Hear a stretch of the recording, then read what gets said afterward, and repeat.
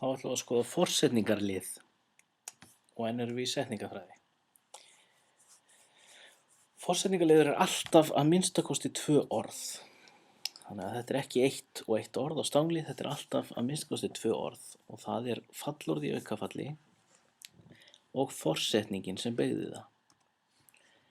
Og við skulum muna að ef að sögn beygir fallorð þá kallast það andlag í setningafræði, sögn beygir andlagið.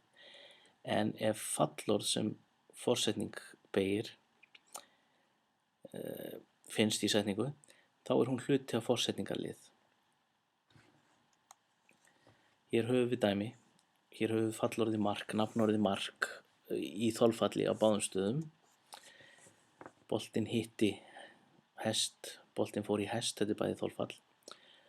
En annað af þessu er andlag og hitt af þessu er hluti af forsetningarlið.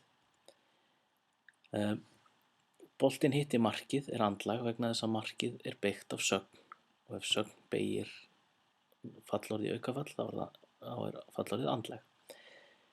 En boltinn fór í markið er forsetningarliður en samt með forsetningunni líka. Forsetningarliðurinn er bæði forsetningin og orðið sem forsetningi beygði. Tökum dæmi. Þetta er gott hjá þér og bókin er tígrisdýr. Þarna eru forsetningar 2. Hjá er forsetning og er forsetning. Hjá beygir þér í þágufall og beygir tígrisdýr í þolfall. Og